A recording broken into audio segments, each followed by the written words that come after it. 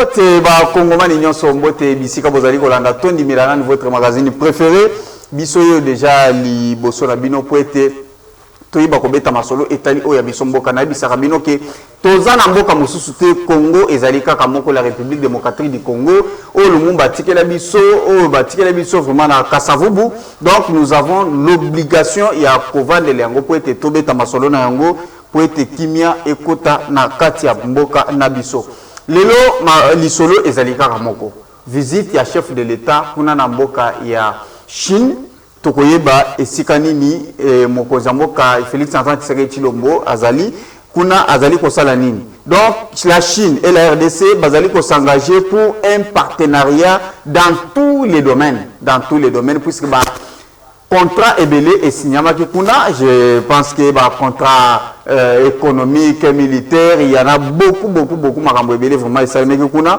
Je pense que bokozala vraiment na ba analyse na kati ya débat na biso ya mukolo lelo kuna je naibi ke ba contrat lokola ba infrastructure routière ferroviaire et salemi ba structure construction plutôt makambo etali vraiment banzela 10 km de route et kotonga makuna na est la République tozali na projet ya centrale na Busanga et les barrages Inga donc ekozala toucher na kati kuna. Donc ba makambo ebele vraiment ba signer kuna ba kendaki ko visiter Huawei société.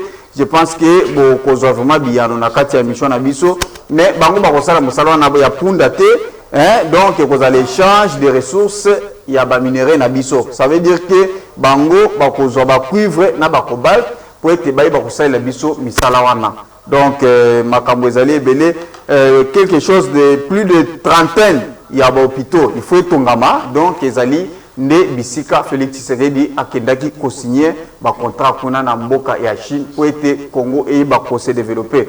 Question tozali komituna ba kosala to ba kosala te po ete tango azali pouvoir tomoni lulenge akendaki na États-Unis tomoni ba coréen bazalaki awa Serbie banani tout ça ba mboka ya ndenge na ndenge bayaki pour ete baye ko signer pour baya ko investir na kati ya Congo mais jusqu'à présent tozali komona eloko te. Bon j'ai na ko lobelo moko te mais puisque bandeko ya na biso nyosa qui sont avec nous sur ce plateau ba pour se défendre. OK.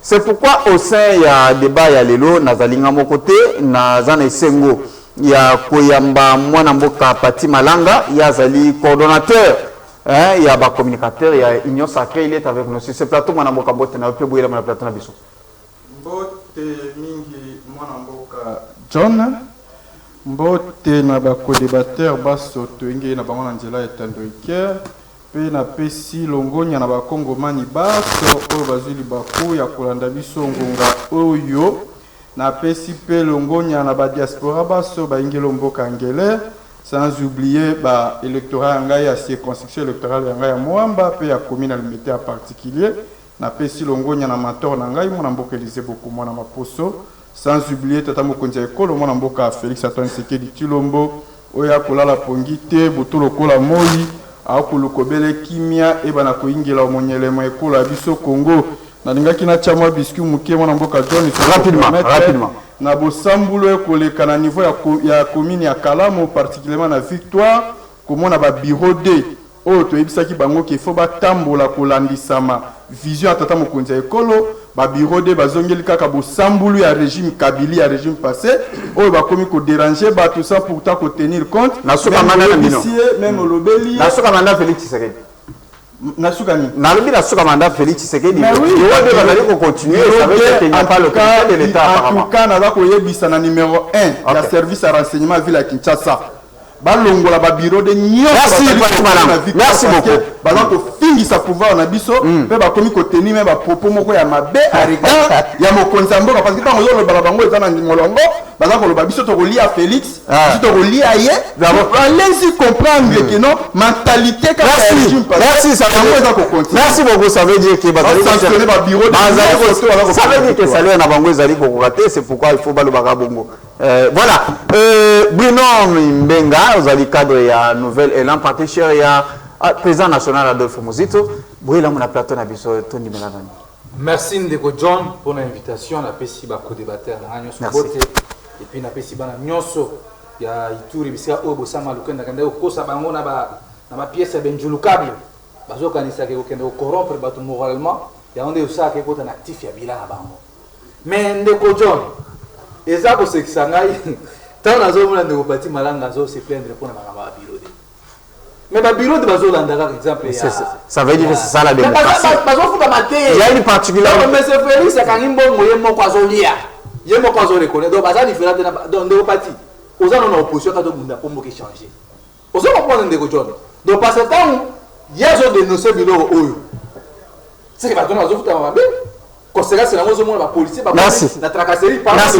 Rapidement. On a 30 minutes à biscuit. Aussi, l'incompétent de tous les CG partis politiques, ils ont mis 500 partis politiques. Augustin Kabouya. Augustin Kabouya, outil n'a pas collé à Mourguer en Belgique. Avant d'aller à Kolbaono, Bazo Bounissa Félix, c'était pas au Jérémbo Kamabé. Mais Bazo Bounissa Félix, c'est fois à Mourouba. Donc, Augustin Kabouya n'a pas parti malade, Bazo reconnaît que Félix a pour Mimboka. Quand ils ont combattu Mobutu, c'était parce que Mobutu était à Mongal. Ils ont combattu Kabila parce que Kabila était à Kabila. Tu as posé des 30 minutes. Tel est le tribalisme. Mais ce qui est le ministère et aménagement du territoire. Et pas à Guilando. Ndeko John, on compte un niveau de tribalisme et le qui ça pousse. Merci. Merci. Ok, na Anati. Kuno beaucoup de ramen de biso a pas. Donc pour le ministère de l'aménagement du territoire, pose à Moussala. Il faut ça. Merci, le Congo nous appartient tous. Merci Bruno. Bruno, merci, le Congo nous appartient tous. Parce que nous avons eu des Congo et Zadisson, voilà. Yamabé, il faut tout le l'amour, merci. Merci. Combattons le système et puis la mauvaise gestion. Merci beaucoup. Merci. D'accord. Merci beaucoup. Popo Ndjoli, Ozali, chercheur dans l'Assemblée nationale, tu es avec nous sur ce plateau. Vous avez quelque chose à dire dans le cadre de la présentation? Bon, merci pour la présentation. Présentez-moi bien, c'est ça moi. J'apprécie Bandegogno sur la plateau Mbote. Et on sait qu'il y a l'échange vraiment pédagogique. Hein? Parce qu'il s'agit de notre nation, autour de le président qui est dans la Chine, pour renouer la relation entre Bissau sur le plan diplomatique.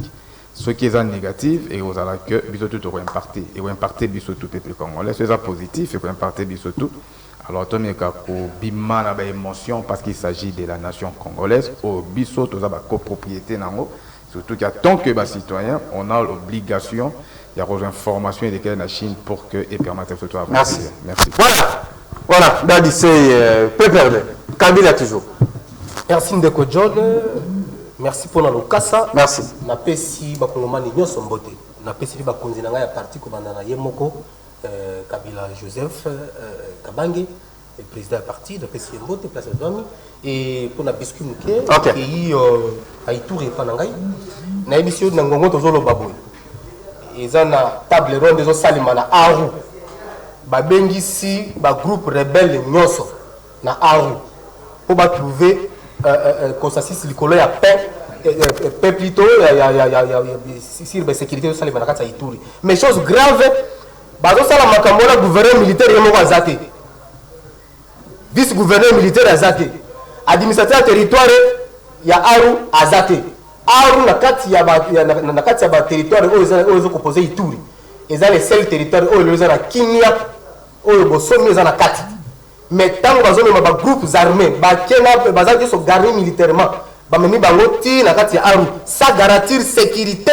Il y a peuple qui vivre dans la Kimia et ça c'est total. Il y a gouverneur militaire, administrateur du territoire, et ils ont fait ça du moi pour Bobani.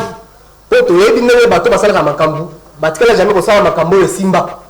Dès que le gouverneur militaire de base a dit qu'on a la solution, quand on a su l'état de siège, il a dit qu'on a Nekoya. Tu viens de message, tu veux interpeller, alors tu betimbela, peuple là, vigilant. On a consulté l'Andekonanga très rapidement. Très rapidement, 10 secondes, Batata, la union sacrée. Bilana Bango Kozaka Kabila. Aya, ou là, le Makambu, à quel moment la police Kabila. Si qu'on va pour Konzanani.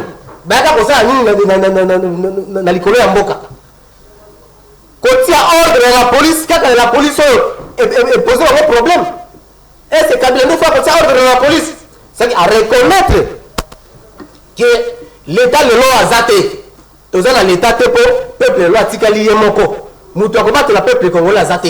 En tout cas merci ndeko botikala mpe kondimaka na bongo que makambo ezotambola malamu. Merci, on doit évoluer. Oui. On doit évoluer. Merci beaucoup. Je pense que présentation bakongomani nyonso balandi. Voilà, tokoti siko na mama na likambo ya biso mukolo lelo Félix Tshisekedi azali na mboka ya Chine. Kuna akepwete akende ko renégocier. Ça veut dire que akeko tala ko bandela lisusu ba négociation o esalema kana 2018 2008 plutôt, aujourd'hui ça fait 15 ans.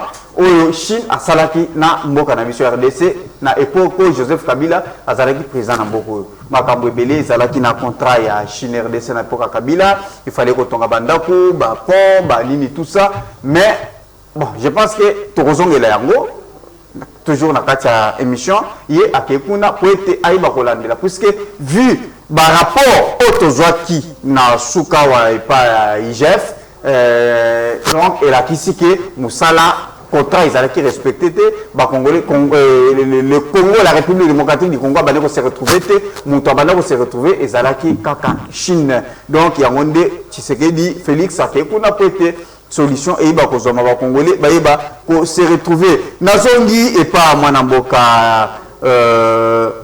Mpati Malanga ozali président coordonnateur et ba communicateur Union Sacrée, tu es avec nous sur ce plateau. Comment tu trouves visite ton voyage à chef de l'État par rapport à ba élément tout na tu évoqué sur ce plateau? Merci beaucoup mwana mboka John na mutuna wayo ya kitoko pe ya esengo avana kota na moboko ya mutuna wayo na kolongola ka mabo sambulu ebimi na monoko ya ndeko Bruno alobiki ndeko sama lukonde akei kokosa bandeko na biso ya kalele na ba pièce insulukable pour na kopesa bango ceci cela mais na kwa bisa ok non soki ba gouvernement ebaki na ko assister bana mboko bazalaki victime na inondation yebaki na kosala makuna na niveau ya est particulièrement na Kalele bolingaki bolobaki non wapi présence ya l'état congolais et tant que l'état congolais qui ko assister bango pona ko consoler bango na likamo ekomeli bango ay komi susu acharnement pona bino bo komi suko lo makamba lokuta komi suko traiter ça malukonde de tous les mots omonike ceux qui bozangelo ka koloba vous devez se taire comme ça bota la politique atamo konza ekolo o ezali lokola pédagogie pour comprendre yango na pratique. Koyoka lisusu loka mi baloza uti koloba awa ke non Kabuya azali médiocre. Okobenga Kabuya médiocre ne loko nini? Kabuya après avoir koloba vérité kolandisa malabo sambulo eza koleka na gestion na bino calamités o ezangi même existence o ezangi même eloko moko ya importance na miso ba Congomani o même pas mutu aza kondimaki est-ce que opposition ezali bien ezali te maloba kondo Etienne Tshisekedi molimo ne pe manakimi alobaka ke IDPS et ses alliés au pouvoir il n'y aura plus l'opposition dans ces pays. Tout le monde est alité. Mais il faut quand même que biloko a lobby tout ça pour vivre yango. Beaucoup mieux tenir ba propos moko. Ce sont des mêmes propos tribal. Écoutez cela. Ce sont des mêmes propos au lelo Mukeba Zaliko se retrouver dans Makala, ça disparu.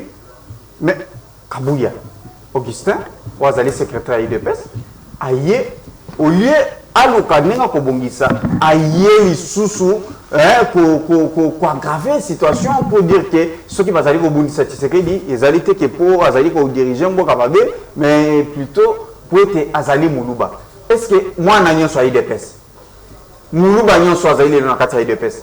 Tant que je suis Malobawana, et que botani na samotem. Mais non, mais moi n'amboka Kabuya abimi sinde vérité ko landisa manabasi. Ma acte nyo surtout ko mona kati mboka oyo. Parce que moi n'amboka Félix Antoine Tshisekedi azali président libosoté. Avec ko pouvoir là. Azali 7e président de la République. Pour mouvoir tribalisme était pour mouvoir yango te alobi nde bo sambulu oyo bandeko ya opposition la gestion na bango oyo ezali 11% ba Congomani ezata na sensité bakoma koluka moyen ya kozanga de la visite pour profiter na parti moko vraiment banal parti malango parlons il y a visite ya chef de l'État na mboka Chine. Merci beaucoup. Et il y a un contrat et signé. Merci beaucoup mon amboka na o Italie visite ya tata mokonzi ekolo na ngumba ya Chine. D'abord biso totondi ebotondi pe topesi tata mokonzi ya ekolo longonya pe mokakoswa ndenge aye lisusu na kokende koluka moye ya ko revisiter lisusu contrat chinois parce que à comprendre l'importance ya Chine au kati ya mboka na biso parce que Chine na biso RDC bazali ba partenaire na biso ya lelote ya tongo même avant indépendance kino boye ya biso après indépendance à l'époque ya mwana mboka kondo maréchal Mobutu Molimo Mwaye epe mana kimia toyebi ndenge nini toyebaka na kosala coopération RDC Chine o lelo to mona ba fouina ngo lokola ba pont maréchal ba fouina ngo lokola ba pays du peuple ba fouina ngo lokola ba stade des martyrs mais pour l'instant na régime passé oye kamana ki na mwana mboka Kabila bayebaki na kosala makambo na bolongo te basalaki yango na bosambulu oyo tomonaki contrat wana ezalaki fameuse contrat oyo etambolaki na ndenge elongo bani te pourquoi nalobi yango parce que kotala biloko oyo baprometaki biso ke bakotongela biso à peu près plus de 500 écoles totikali komona yango te babaki bakotongela biso à peu près autant de aéroports kati ya mboka ya biso totikali komona yango te babaki bakotongela biso 145 centres de santé totikali komona yango te babaki bakotongela biso à peu près 31 hôpitaux modernes avec des normes internationales totikali komona yango te babaki bakotongela biso barrage hydraulique totikali komona yango te babaki bakotongela biso à peu près 700 km ya chemin de fer totikali komona yango te babaki bakotongela biso ba grande université totikali komona yango te babaki kotetela infrastructure babaki bakotongela biso à peu près 385 km de route totikali komona yango te ndeko tikanga na za table d'antenne na ngai totikali komona yango te c'est pour vous dire que non babiloko ebele nyonso baprometaki biso kolandisama na fameuse contrat wana oyo ndeko Kabila ebaki na kosala ekendaki na ndenge longo bani te mais lelo toza fier na mwana mboka Félix Antoine Tshisekedi komona présence na ngumba Chine il y a eu la présence de deux états la RDC et la Chine bakeli na coopération bilatérale d'une manière officielle oyo tomoni ki ya solo vraiment kolandisama dans le cadre ya politique il y a développement prôné par le chef de l'État Félix Antoine Tshisekedi Tshilombo avec la volonté de son gouvernement oyo ezali beaucoup plus basé pour na souci à ba Congomani tomoni lelo oyo kolangisama na coopération wana yai quand même ba différents secteurs oyo batiango comme priorité entre autres secteur ya infrastructure ya mibale na oyo etali secteur ya digitalisation et administration publique ya misatu na oyo etali secteur ya défense et sécurité ya mine na etali secteur ya économie ya mitano na oyo etali coopération bilatérale ya motoba na oyo etali environnement ekolanisa ba différents secteurs wana tangeli bino soki etali malamu soki ba respecter yango ndenge eyebi na kosolola na bakongomani bakotondisama na sai pe bakozala na esengo PPRD visite ya Tshisekedi na autant ya ba contrat oyo ya oti ko signer kuna et ça continue toujours na quelques ministres pe ba accompagner. Comment vous trouvez ça? Est-ce que ça peut apporter plus? Non événement. Non événement. Congolais nyonso ndenge tozana plateau na yo moko yo yebi nyonso Tshisekedi déploie na pouvoir kotambola partout na mokili kolukao be voilà ko sala boya tika comme monsieur le côté webi nini na rappeler ba Congolais ba Congomani loko moko na tango Kabila za ko gérer mboka oyo na 2008 tango makamba contrat oye na ba chinois mais l'IDPS se va diaboliser Kabila na régime na yeti ba sirisi ba wona le poso mais contrat to signé na ba chinois na so pesa c'est quoi contrat to signé na ba chinois c'est ce contrat qui nous a permis ici la République to kuta 400 quand Kabila continue à pouvoir 4500 nzela kilomètres en nzela 4500 km en nzela oh ezala ki moi mais avec ce contrat Kabila a mis le pouvoir à tiki 27 000 et quelques kilomètres de route ou à Sali na réhabilité mais infrastructure non sont le long de continuer on va tomber la likolo nango eza Joseph Kabila Kabange na tika na cadre 5 chantiers na cadre 5 chantiers bazolanda mais bazolanda ngai ba congolais bazolanda fort malheureusement tiki nde buku na ngai na tika na congolais bazolanda yo infrastructure nyonso routier mais c'est na zo bisa yo banzela nyonso lelo bandeko ba otambola nango ndeko Joseph Kabila ndatikela ki bango eza na cadre ya contrat oyo tosinyaki na Chine bopito Chine atongi nazo bisa o atongeli biso nazo lo balo o pe atongi o belge atika te o atongi pe réhabilité na lobi kotonga eza réhabilitation na lobi o atongi pe ba réhabilité merci 247 centres de santé construits o awana kinda nani na Nord Congo ata 2 kaka ya pamba soko kei awa na Njugu hein okuta 4 centres de santé Mama Kale ya liboso okei okuti Mbunya ya mibale et soko ozongi na Nord Kivu okei na Équateur oyataka na Kinshasa sawa tu trouveras ça beaucoup ya yebi okei na yakoma ezali na yakoma ezali bana yakoma zona bazona ngai akosi bazona kuna akosi 370 réhabilité nazo bisande ko ngao ba université mais ya atene kisangane ko mona université kisangane ko nata Kabila atene na kananga atene mona ndenge ba rebita université kananga atene na ilimba pa na ye nazamwana ilimba pa na ye nazamwana kananga université ni Johnny intervenir s'il vous plaît Mathieu Zamalbate nazamwana kananga ngai le nom de l'université OK peut m'échapper parce que eza les jeux belé mais ce qu'il y a beaucoup na moi ko la meilleure beaucoup na nyoso na ezeko ko na kati merci alors ndeko bazolanda ba bana kele bandeko on faut pas dans la sonne ndeko Félix Tshisekedi tango ye akuti contrat wana malgré tout ba diaboliser kango tozala kina na partenariat mais ndeko Tshisekedi abandi ba vioawa a tourner bo albité ba chinois bazaba mibi ndeko Kabila ba ibi mbongo ya peuple na ba chinois to ko traiter na ba chinois te biso ba to ko traiter na nani na ba européen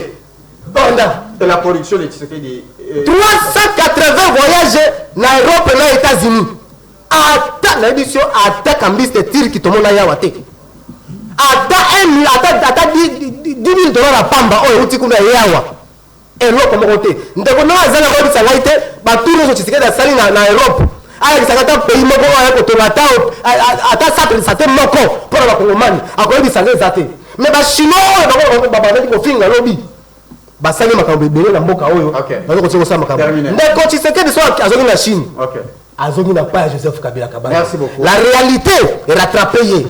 Il pouvait que kokende kozonga na nzela ya Joseph Kabila Kabange pour en trouver solution, mais je vous dis solution vous allez parce que ndeko Tshisekedi il a que 2 mois. Après il a 2 mois. Mais comment on est ici là mais na septembre là bazo convoquer l'électorat. Qui serait M. Tshisekedi? Parce que hier, à cause de la réalité, tout ça, non, c'est-à-dire, il a tâté de part et d'autre. Merci beaucoup. Tshisekedi a brillé la tête de tâtonnement pour chuter. Merci, la tête de tâtonnement. Vous vous souviendrez, même du côté de la sécurité, il a tâtonné avec opération conjointe de UPDF et Simbité, avec la EAC Simbité, avec la SADC et Simbité, et il a affaibli le secteur. Merci beaucoup. Merci. Raconte ya Tshisekedi na président chinois ils ont raconte beaucoup protocolaire. Merci beaucoup. Voilà, ça va produire rien. Merci mon amboka Popon Njoli, vous allez chercheur, c'est vrai, je pense que vos analyses par rapport à Félix Antoine Tshisekedi Tomoni avant comme président tant comme président de la République et belé il y a ba toi libanda ba pays libanda ba yakia. Tout le monde qui est présent, c'est le président il y a Turquie qui était ici. On a signé beaucoup de contrats. Pour être marabou. Salima, tout le monde est mon frère qui est aux États-Unis juste après sa élection. Tout le monde a signé, il a signé Boye, tout ça. Va payer belé tout le monde Corée, qui na Congo. Mais les loups mandés allaient aussi. Tant que vous allez sur terrain, vous allez analyser. Okay. Résultats et où il y a quelque chose à la est-ce que et pour qui pour bâtir sous par rapport à Yahweh à 5 déjà. Merci, cher John, pour notre tournée Kitoko. À visite le chef de l'État en Chine, ils allaient RDC parce qu'il représente le Congo. Ils allaient retourner à Congo dans le concert des nations, donc ils allaient et leur moyen à Malam. Bon, une petite digression parce que tout il y a Turquie, hein? Turquie, président Erayaki. Vous avez vu les retombées à niveau à côté affaires étrangères, on a des immeubles, on a des immeubles ils allaient centre financiers, je pense que bah retombées ali. Bon, pour leur répondre à la question par rapport à la Chine, Chine et RDC, en tout cas, sur le côté créé histoire, tous en a lien depuis une belle irette. Ça ne date même pas d'aujourd'hui. Même avant l'indépendance Nabiso, le Congo a besoin d'aide chinoise pour un chemin de fer. Donc, tout ça, on a plus ou moins 10 pays. Parmi les 10 pays où il y a main d'œuvre et chemin de fer, il y a 1800. Au monde, les Chinois, les Chinois, les Malgaches, ainsi de suite, mais par défaut, je ne dis pas que c'est toi bien, c'est moi, c'est vous, c'est moi. Peut-être un parmi les lois, les Chinois, de mon arrêt, les Chinois, les Chinois, bien connoter notre nationalité par rapport à la physionomie. Parce qu'on a eu aide pour un chemin de fer. Mais ce on aurait dit qu'il y a une nation, il y a aussi l'esprit. L'esprit n'a pas de temps, n'a pas d'espace. Deuxième lot, il y a un contrat à RDC Chine. Et dans les années 70, dans l'époque à Mobutu à Kenda. Et vous avez vu, on a signé des accords, même à Pagote, les sont des Chinois de Batonga. Il y a eu plusieurs réalisations. La dernière réalisation, il y a le stade du 20 mai, il y a le stade des martyrs plutôt. Même la grande tour, il y a échangeur, il y a Lemba, ils allaient construire par des Chinois. Il y a déjà 70 au début, il y a pouvoir à Mobutu. Maintenant, question, il y a départ, il y a président en Chine, il faut maintenant contextualiser encore. Parce que tu renoué qui va lier la Chine en 2008. Dans le programme, il y a de grands travaux. Alors, un président, il y a tout les cas du pouvoir, il fallait une vision, appeler ça doter Congo d'infrastructures. Alors, il fallait batonga hôpitaux, il y a 5 chantiers, il y a une infrastructure, logement, ainsi de suite. Ah oui, bon, pour nous, bien, je pense qu'avec les Chinois, ça va aller. Qui a signé le contrat Nabango, vous avez vu ce qui s'est passé avec le contrat. Le régime actuel arrive, la stratégie il y a contrôle systémique, il y a IGF. IGF a fouiné dans les documents, il y a contrat entre Congo et la Chine. IGF a remarqué qu'il y a eu des choses où il faut qu'on revoie.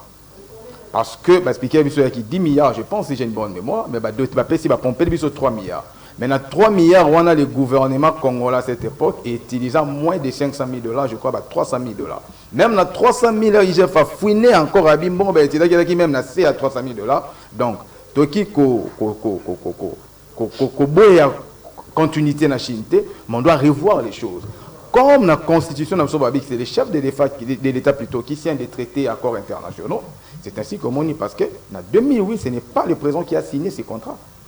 C'est un contrat chinois privé, public, mais signé par un ministre ITPR, Pierre Loub.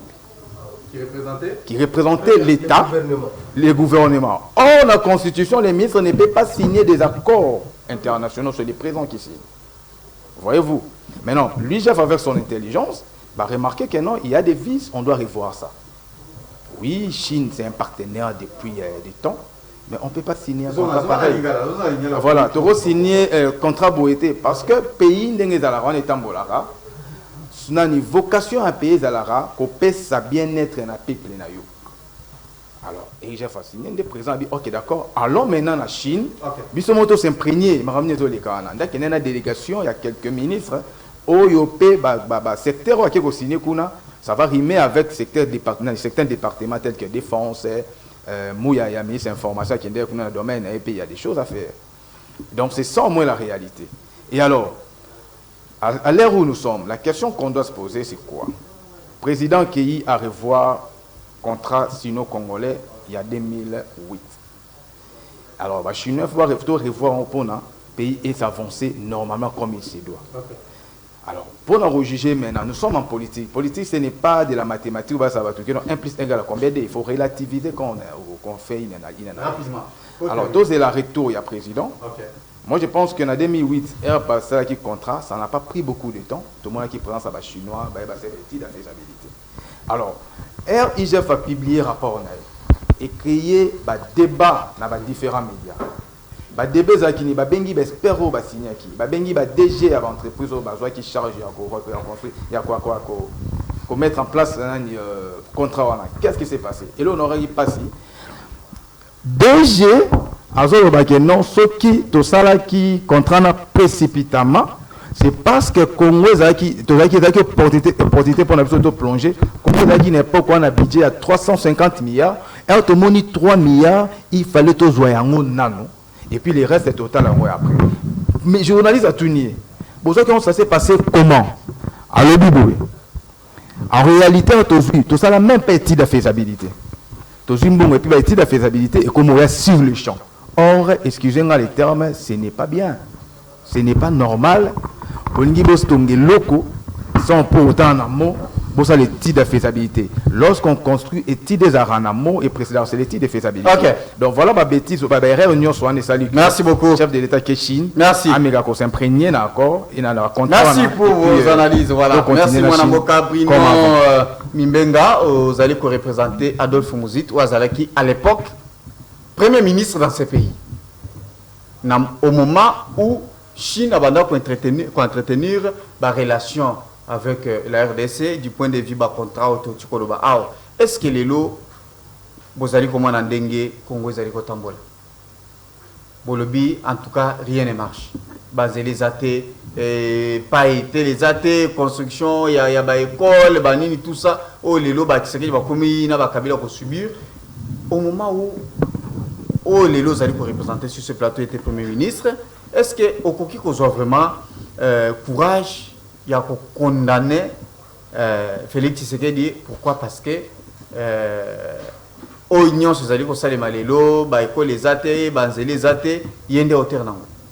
Merci Ndeko John pour na mutuna na rebondir par rapport à ma Pati Malanga au Tukoloba par rapport à Augustin Kabouya. Dans un pays sérieux, Kabouya ne mérite pas d'être. Yoni Kamoni na Kabouya. Non, parce que ma propos tenu par Augustin Kabouya. Et ça ma propos très dangereux pour la Moka. Vous comprenez? IDPS Arobafinga Kabila, Zonga na Rwanda, Kabila Rwandais, abotama na Fizi, il passe na abotama na Yabora. Donc wana pona bango tu vas en normal. Augustin Kabouya a kotalisa na mokili mobimbake Félix azo gérer mboka mabe ba politique o bazo sala bandeko na biso Pati Malanga o Félix azo sala eza politique ya victimisation ndenge Paul Kagame azo sala na Rwanda obi génocide seulement na Rwanda yango kilombo azo linga créer guerre civile entre biso ba Congomani. Comment ça? Voilà, biso balubate yango bazobundisa moko tombolo. Non, ce n'est pas ça. Biso tengena baninga baza baluba to kolina bango eza juste incompétence ya bandeko na biso IDPS et non ko bata makeno balinga Félix pour ça moluba. Yango lozo mona Kagame kuna Rwanda. Oh non, balinga biso batuchite, balinga biso batuchite na mwa biso no balinga biso batuchite. Donc politique Félix azosala eza politique ko couper na Rwanda, ndambo kenda ko copier yango na Tchad. Ozo ba Félix na bakena na Tchad ko kutana mwana président nani président ya Tchad actuellement. Albani na sepeli na politique ya armée ya Tchad.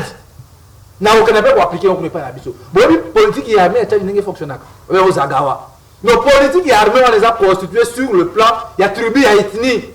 So que wana okutana par exemple okutana bangala. Ba poste est clair. Donc ya mwana Félix a un système wana ya bi copia aya ako kambola biso ba congolais no voilà po biso baluba balinga biso non bisi bino balinga baluba ti botika ba propos na bino e comme déjà troisième fois Augustin Kabouya so teni ba propos oyo boye justice yo landela été ya liboso Augustin Kabouya lo banini muto musaka na pouvoir na biso baluba otozu yango na makila to kopesa ba combattre ba nyonso minduki ba bunda ba image ezali. Merci, regarde la question. Oh mususu o na garçon o fils Mukoko il avait tenu de tels genre de propos.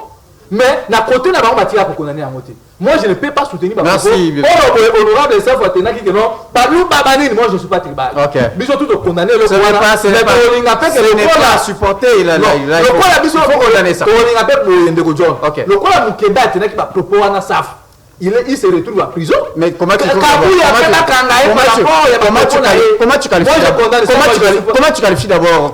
qualifies d'abord propos à Mokeba Inassaf? Mais le condamné depuis, je ne peux pas soutenir le tribalisme. Tu as condamné ça? Mais oui, parce que si on parle l'environnement, la mission, au coup de Mungala, na Kananga, au coup de. Tout ça est parti. Tout le monde a l'unité nationale. L'unité nationale. Mais bien sûr, on revient maintenant à la question. Ok. Tu sais que la Chine, voilà. Par rapport, il y a voyage à M. Chilombo, le tourisme à chef, la Chine. Voyage où on a produit peuple congolais de l'Europe, de John. Tellement nous pas qu'il n'y a qu'en Chine. Félix a eu plus de 300 personnes délégation. Ils ont dépassé 5 millions de dollars américains par rapport à la délégation. Mais en Chine, ils ont commis 1 million de dollars américains. Est-ce que Félix a gagné Congo? Et ça, comme si les autres ont un bon espoir. Mbongo pose la nyongo mbongo transfert les kinambo nyongo et loko Félix a ça biso plus de 5 millions de dollars américains mais la question pour la paix ça va promesse c'est 1 million de dollars et puis la carte il y a délégation à Nandeko John Tomoni Guy Luando à l'époque a kina ko signé bako wana il était à titre avocat ce que Tomoni tuna mutuna au Guy Luando dans la délégation à qualité de qui de maître ou de ministre. Parce que dans le cas où il y a des Congo, au monde que Guy Londo, pour pourcentage, il y a 20% dans le cas où il y a des Congolais.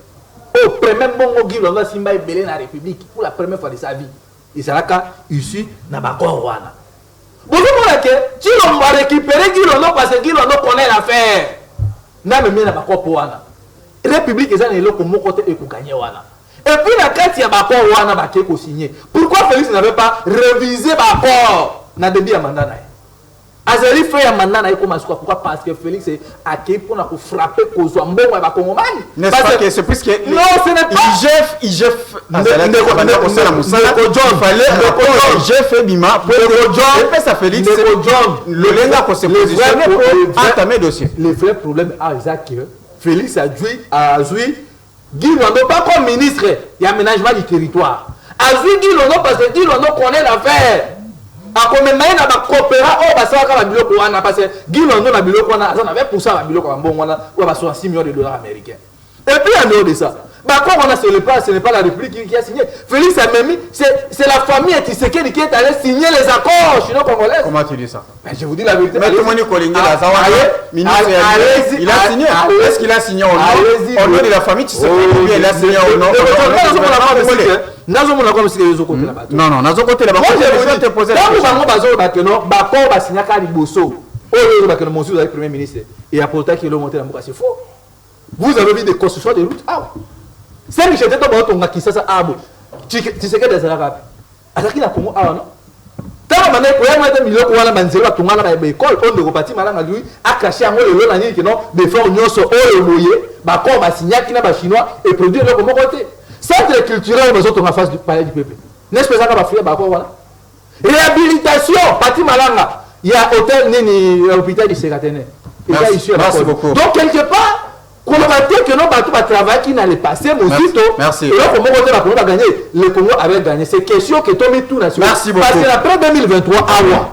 Félix c'est ce qui est arrêté. Merci. Merci beaucoup. Vous avez dit que non. Félix a quelque chose à faire na sous capot. Et ba Congomani. Oh a dit que non na simakoti. La ministre merci beaucoup. Merci. Combien de milliards de dollars ma bena izala kaso.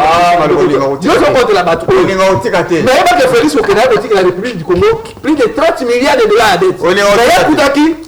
Merci, merci beaucoup, je te reviens. Dans l'émission, voilà, Pati Malang. Félix, la Chine, Tomoni, aux alentours, naïe, Binomo Konde Moutubolo Baka, Boyebi Sarabiso, que Félix, Azali mal entouré, Azali na bateau, Bako Kouedete, bateau Bazali Pembeni naïe, tu viens d'évoquer. Question, il y a sécurité rare que non, bandeko ya bureau 2, Moussala Bazali Kosala, Bazali Kofingi Samkonzamboka. Ce n'est pas la vision chef de l'État. Le lot, tout le monde dit les Azali Nakati ya Makala. Pensez-vous que ce qui est le Chine Andimi, qu'on respecte le contrat où ils allaient signer na RDC, est-ce que tu sais que dit Azali Nabatu, où il y a solo? Bakoki ko accompagner na projet o les lois koko tia bango na disposition dans le sens que bayeba ko traiter makambo na puisque yaza mokonza mboka akoki komi kotsa tina ba contrat ba biloko moko mike mikete mais sinon il doit déléguer moi bato moko boye poete bayeba ko landela yango est-ce que bato na bako ko sala makambo normal et que résultat ekoki ko bima pena vraiment ba congolais ba sepela nango. Merci mon mboka John avant kota na mozindo na pilipili wayo bakisi na kolongola mo insanité na bosambule bimina monoko bandeko. Koyoka ndeko na ngai yo azali mopanzi kuna ya PPRD ouais koloba que non un contrat chinois entre RDC et Chine à l'époque du régime Kabila. Il y a eu au moins à peu près plus de 20 et quelques mille kilomètres de routes construits. Mais pourquoi Koko Sabiso boina niveau a été indiqué? Koko Saba Congo mani lokola bana mikibe pona nini mwana mboka. Tozu pouvoir mwana mboka Félix Antoine Tshisekedi a prêté serment à un certain le 24 janvier 2019. Tokouti presque ba route nyonso détruit dans un état très délabré. Oyo même pas que bato balaki na ba programme ya kotonga boye mais oyo senga ki batonga to moni yango te. Tokouti nyonso ya kobeba banzela ya kokufa. Ba yebisa ki biso ki ba kotongela biso 1000 écoles. Wapi 1000 écoles bino botongi. Mais moi na mboka Félix Antoine Tshisekedi na tamuki ya pamba. Il a construit, il a réhabilité des écoles. Papa, ce n'est pas vous. Mais laisse-moi parler. Laisse-moi parler.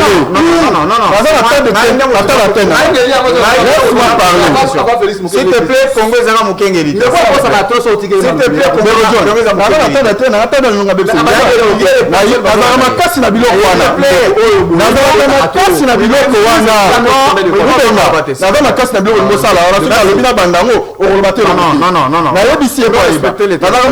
on doit respecter le téléspectateur. Ce qui est John a eu singa qui n'a tangeli ba école na botanga kala na banano na maluku. Na yena na Kinkole, na yena Kingasani, na yena Matete, na yena Lemba, na yena Kiseso, na yena komina ngamba li mete ba ko batongi na mbele ya sika. Après na kena Kakokolo, na kena Kantiat, okinga na kena école de la Rive, na Keiti Kokelwa Maluka. Na kotangi ba ko après na kena ba province na kena Équateur, Grand Équateur Mobimba. Ti e pa inanga. Na mbadaka na kotangela école batongi après na kena Gemena na kena Karawa na kena Busanga na Businga na kena Libenge après na Yakoma après na kena na Congo central na kena na Bandundu après na kena Est na kotangela ina na Katanga na Kolozi na Lualaba na Tanganyika na kotanga na Kasai ba école bazolanda oui ayebi singa ata 1000 écoles baloba batongi pa matata to moni yangote aya kota ba hôpitaux. Azou ça a eu plus de 235 centres de santé construits. Papa, oh, bon sambulu geni. Au moins biso bana mikoko ça en direct andeke. Oh putain ni mo tikem sur mboka o. Oh otanga 50 eza bendiete la bino. 50 eza bino. Bon koko ça batuka bana mikoko. Ngozo ba biso. Mais moi na mboka Félix Antoine Tshisekedi na tamuke kaka. Nzambe alola kota likambo na Félix Antoine Tshisekedi Chilombo. Na tamuke. Il y a eu des hôpitaux construits et des centres de santé construits et réhabilités. Si tout est tendu à RDC, Kobana Kishasa, il y a même pas. Ok, tu n'as pas province. Soit il y a un autre Kishasa. Reviens maintenant à la question. Omoni Kachat, pas de commis, pas de malanga. Omoni Kalfumula, n'est commis. Kalfumula. Papa n'a pas la table à terre Nangaï. Mais laisse-moi parler. Quel est comment on a la réhabilitation? Laisse-moi parler.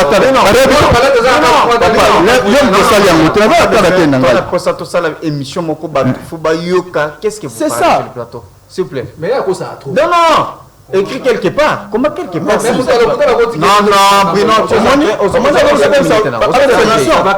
Non, Ndeko John, je t'ai posé la question. Ba université, venir d'abord. avec quoi ça va université ba tongi à mon côté. Encore ça, ba tongi à université mon côté. Ba réhabiliter à université mon côté. Bon lembina nous ka réuniki na pamba. Bon ko tanga ba province. Mais biso neto réhabiliter ba université, peut tongi ba bâtiment sika. Bâtiment là. Oh tiens au salimate. Aéroport, à mon côté bino bo construire. Depuis vous la biso pose ya pierre ya aéroport en ville. Et Salema mais qui n'est pas la biso qui est Équateur. Qui est Kisangani, s'il vous plaît. Qui est Tuapa. Qui est s'il vous plaît, s'il vous plaît. Au Komona. Non, s'il vous plaît. Vous avez un retard. Nous savons que c'est bandit. Nous avons un processus à rejoindre sur la Tuambo, on a bango. indemnité na bango bato nyonso basomaka mapango tout au long rapport ya banana toza kozongisa bango mbongo après to banda kotonga oza na retard ngai nayaka kona kosala théâtre te na Etando Ike nayaka avec des ndeko na ngai nalobi ke Félix atamboli ata retombé moko te mais c'est faux et archi faux aussi otangi déjà baretombé mais eza makasi nanu yo moni présence ya baturki ate aussi otangi déjà baretombé tona ministère affaires étrangères wala deux bâtiments immeuble ya minetika osema te na kondo o bakotonga wana financement baponde bapesa ye biso yo moto opesaki yango financement bapesa mpona gratuité enseignement yo moto opesi yango budget ya combien tokutani ya mboka oyo merci soki tozwi tokomi na budget ya combien merci Pati Malanga. Félix depuis Pati Malanga. Bruno. Bon bébé c'est mission. Bon bébé c'est mission. S'il vous plaît, soyons disciplinés. Monsieur Tono Pati. Premier ministre le plus médiocre que le premier ministre. Pati Malanga. On va botter les signatures. Pati Malanga, tu n'as pas. Pati. Oza Malobate. Oza Malobate, s'il te plaît. S'il te plaît, respectons les principes, il y a débat. Voilà. Voilà, s'il te plaît. Est-ce que tu es d'accord avec toi, Pati Malanga? Mais oh, nous sommes tous les Congolais, nous sommes Azamutu ya lokuta. Azamutu ya lokuta. Nazo bandele kaka. Nake pas en Équateur. Ni l'école. Nake pas en Équateur. Kanga malam. Ba l'Équateur bazo ndangai. Tout à l'heure. Ozi World Vision. Équateur. Équateur 3. 3 Nimi. Mais ça côté Nimi. Mais s'il te plaît. Tu as parlé de 3. Équateur 3. Et ça, ah, voilà. Dans le cadre de district. Mais c'est ça, non? Je comprends. Ici, je parle de l'Équateur. Tu n'as pas la parole, Pati Malanga, s'il te plaît. Équateur. Oli Djouloudé. Épé. Yambula. Ok? Phase 1. Ok? Ça dit, ils ont belé. C'est traité école. Ok? Construite. Voilà l'Équateur et pas là. Sauf que la Bandundu. Au coup de 55 écoles construites. Avec Kabila. Ah, mais un projet 1000 écoles. Joseph Kabila Kabangi avec Matata Pogno, ils ont construit pas moins de 700 et quelques écoles. Ok? Et ils ont réhabilité encore d'autres écoles. On s'appelle les alliés. Ça c'est un. Dédé. Quand il dit même de qu'on a zone bas que non. Biso to doki bango ba kuti banzela nyoso ekufi mais yebi sangai 4 ans ngo 50 zolanda botonga tanzela moko to siko nzela nyoso siko nzela so botambola nango s'il te plaît o tambola nango bozu yango wapi parce que nzela tu bozo tambola nango lelo eza nzela Joseph Kabila Kabanga tikaki pona yebi sawo que non nzela Joseph Kabila Kabanga tikaki ezala ki malamu ta bino bozu pouvoir lelo nyoso komi délabré ça na banzele bele tu sais que yazali ko tchamba s'il vous plaît exemple tu ba na musikate voilà non kende musikate il a trembouché na kolongwa te place tu sais que dazo fanda na kolongwa te place tu sais que dazo fanda la kende tina bakana nga ba ST OK kaka a place dazo fanda soko zuka ka obimika ka na 24 à Sanef kabambar ozo kende bon marché oyebeta nango ezali zela kabinda oyebeta nango 10 marché oyebeta nango nani plateau oyebeta nango exemple kaka muke wana o to vivre na kati ya mboka na kati yao mais beta ya banzela wana eza délabré d'une manière que noté au kojata c'est-à-dire on a somme mais tu sais que vit ici ce qui a la ville ka province ya Kinshasa ezaboy kanetil na Kasai kanetil na Bandundu kanetil na Ituri kanetil na Bazuele kanetil na Chopo na ebisio ndeko John ce qui est là ndeko Tshisekedi n'a rien construit depuis qu'il est là il fait que ok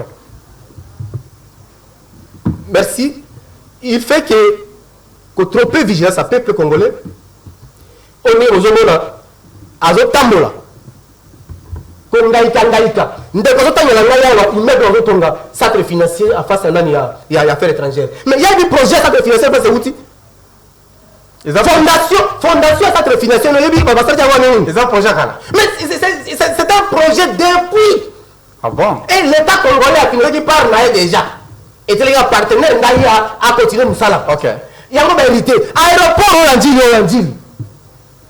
Tant que poser première pierre, l'État va débourser 30% à Pessi. Oui, parce que c'est Moussa. S'il te plaît. Sauf qu'aucun aéroport en Gilles, au bout de déjà mise en place, c'est la faisabilité, c'est la médiation. Vas-y pouvoir en 2019, on va poser pierre en 2018. Il a fallu continuer le projet WANA. Mais ils ont bouffé l'argent au projet WANA. Merci beaucoup. Ils ne savent pas. Nous avons le même malin. Merci.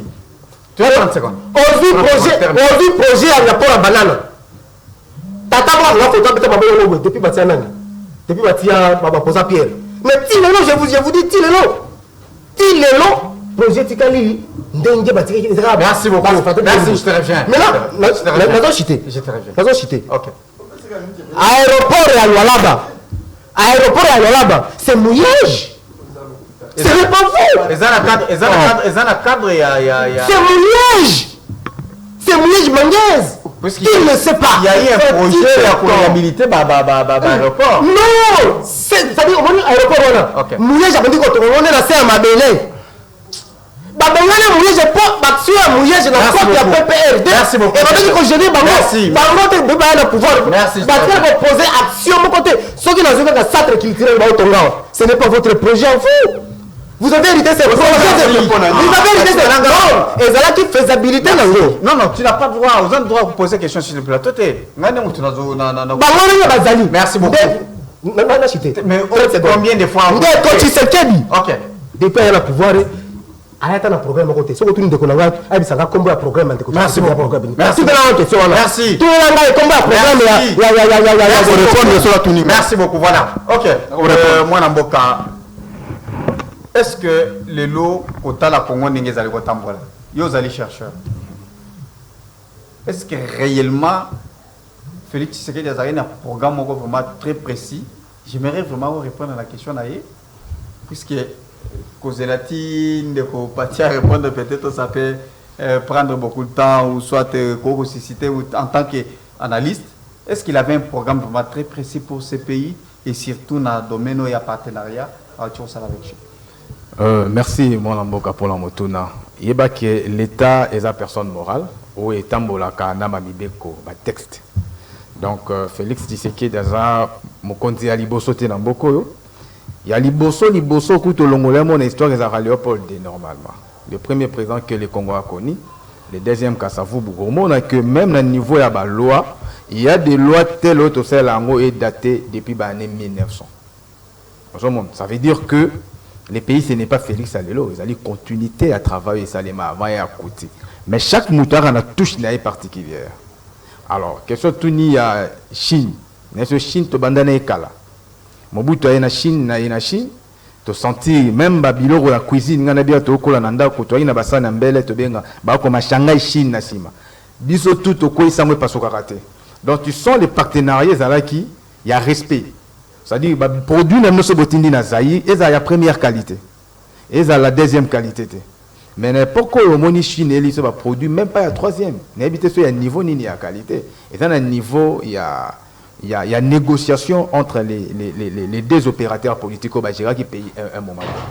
Alors, Chine et Zamboka, Soko Tangi Yango d'abord pour comprendre c'est quoi la Chine. Chine depuis longtemps, et là qui paye déjà sur les plans internationaux, tant que pays aux Yamabe Makai. Au moins, ça a invention belé, boussole les abango, canot les abango. Et puis, au moins, la charte des Nations Unies, c'est la Chine qui même pas développée, mais Bazali, signataire, il y a la charte des Nations Unies, pays, les 5 pays là, comment on l'appelle encore, on a le droit de veto. Voilà. Donc la Chine a le droit de veto, mais ça, aujourd'hui, pas que les Nations Unies créées, mais elle n'était pas parmi les grandes nations. C'est-à-dire que bateau qu'on négocier, tellement qu'il bateau qui n'a pas capacité d'anticipation. Si bateau regretter après. Et voilà maintenant. Alors, négocier pour le Congo. Ce n'est pas tout le monde qui négocie, papa. L'État les entreprises. Au moins, une entreprise va gérer l'État. À la seule différence, l'État a un monopole, il y a violence. Et l'État salement pour sécuriser, ça va bien-être. Et en tout cas, il y a une négociation entre État et État. Il faut que un bateau qualifié pour qu'il négocie. Donc, retomber, il faut ça parce que les alliés suite, il y a 2008, raté les alliés et bongisa yango. Raté wana. Mais là, tous allés dans le cadre, il y a contrat les alliés gagnant, car on dengue tout message comme on a et ça les marque. Est-ce que pensez-vous que le contrat que vous allez vraiment respecter? C'est ce que j'ai dit hier. Même si vous avez contrat à 6 communes, ils avaient contrat à gagnant. Les mal, ils avaient négocié. Chine, en fait, dans la relation internationale, les cœurs n'existent pas dans la relation internationale, c'est le cerveau. C'est un monde d'intérêt. Il y a le rôle de léopard, amoni, antilope, autopotabana. Le léopard dit, oh non, comme baba bébé na bomaïté, mais bomaïté, bano beaucoup falanza.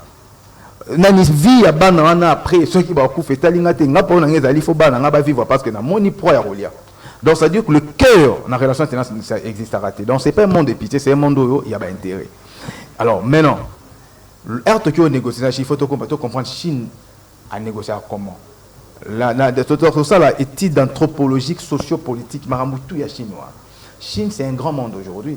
Aujourd'hui c'est aux ananani na siège il y a Union africaine. Finance la construction en chinois. Aujourd'hui, tu as une organisation internationale qui est les Nations Unies, BRICS. Et ensemble, il y a 5 pays. Brésil, Russie, Inde, Chine et South Africa. Mais sur les 5 pays, pays contribuent à ma casse en termes de finance, c'est la Chine. En relation internationale, quand tu ne contribues pas, tu n'as pas droit à la parole. Nous avons dit que Chine, les locaux sera lobby A. Même lorsqu'il y a des grandes rencontres internationales, il faut voter résolution, soit contre la RDC. Okay. Chine aura toujours pour Bissau. Maintenant, il faut vraiment une bonne étude. Qu'on négocie. Le régime à Kabila qui sont des humains. Il y a eu des erreurs. Merci. Comment corriger ces erreurs pour avancer avec la Chine? Merci beaucoup. Parce que Chine, je cite pour dire que Chine n'a pas qu'à négocier avec les RDC. Il est presque partout. Donc, non seulement Afrique, y compris même quelques pays. Merci beaucoup. Donc, voilà un peu. Voilà, ok. Bruno, est-ce qu'il fallait toujours qu'aux la Chine, puisque tout le monde a dit que Chine avec Kabila, ça n'a pas marché, donc il fallait qu'il y ait peut-être moins partenaires qui pouvaient nous rendre moins service. Non, John.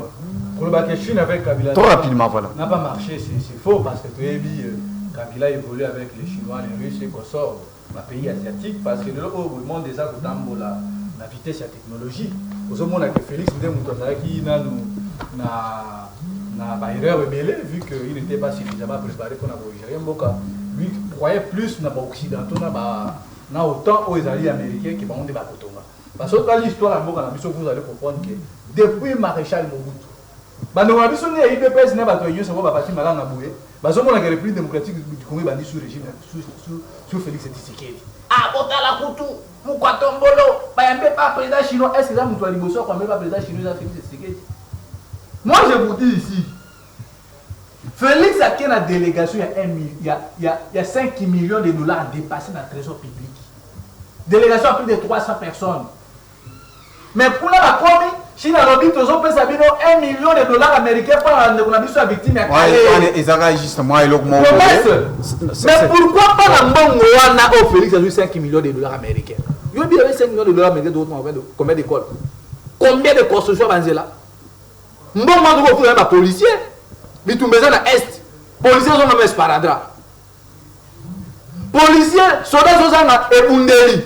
Bah répète, bah comprendre la faiblesse na biso, bah communication qui bah soda avec abo, bah qualité tout bah les pour Mobutu soda qui na bitumba, à cause de ma bourdelette na moi sardine, moi ni na tina sabo si na e koso. Mais là bah militaire sous IDPS, régime IDPS. Bah comment t'as manzou ma famille. Mais qu'est-ce bah non de coton. Qu'est-ce que manzou ma famille c'est sous. Répète comment le manzou déjà. Quoi bombarder manzou ma deux. Azo ça on va répondre. Qu'est-ce qui doit être? Donc les problèmes pour le moment. OK. Félix a dit que toujours que régime rationnement. Et qu'est-ce qui doit être fait pour le Congo? Le Congo mérite bien. Ils ont mérité ma dirigeant. Merci.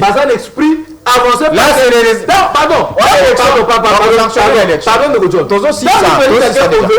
pour visiter mais tout ça, j'ai dit bien. Est-ce que vous avez vu Félix? Merci. Même industrie locale. Merci beaucoup. Les gens non, merci beaucoup. Après, on fait ça signer. Merci beaucoup. Merci beaucoup. Voilà. Mais ça qu'est-ce qui doit être fait, Fatima? Qu'est-ce qui doit être fait? Tout ça, la ligne. Donne une proposition dans 15 secondes. Aussi, ça déjà plus que minute et Cécilie. Rapidement. Qu'est-ce qui doit être fait pour ces dossiers pour être Makamboyo et Salema Bakor, Félix Akekuna et Salema? Qu'est-ce qui doit être fait? Mais Ndekonangai, tu bandaki émission, tu s'exprimer, tu peux si ba position nyonso. Tu as qui clair pour la Kolobaki, non? Contrat entre les États. C'est un faut au Konzambo Kaye Banakotia Oyaye Mokoroto. C'est ça ce qui devrait être fait. ABC Bino qui est en 2008. Tant que moi, on a fait un ministre ITP, qui n'est qu'au Tchamo. On a fini.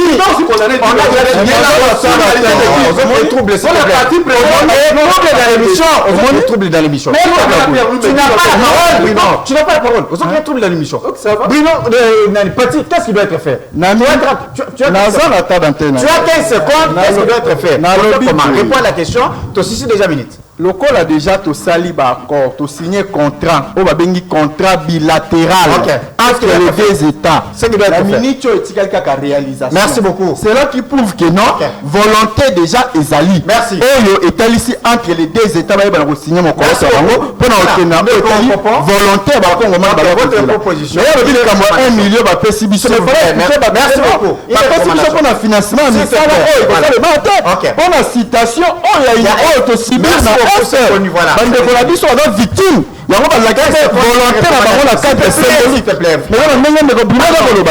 Ce qui doit être fait, Ezali, au moins le contrôle des moutons et les mémara bonne gouvernance. Voilà. Or, parmi les structures Ezali mandatées à contrôle, c'est l'Assemblée nationale. Alors, président Outikuna a eu la vie à l'Assemblée nationale, vraiment, il y a accord, il y a contrat. Et l'Assemblée nationale expliqué, voilà, contrat Mozali de telle année à telle année, voilà les réalisations, et qu'on a telle date. Donc, il y a un choc l'équipe déjà fleur au banda. Merci beaucoup. Voilà, qu'est-ce qui doit être fait pour te réussir? Merci beaucoup.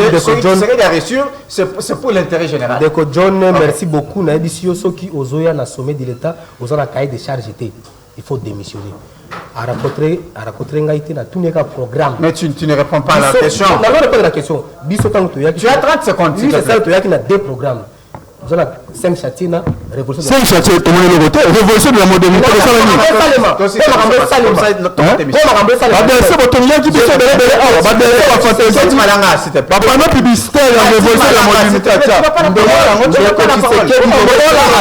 Des charges étaient.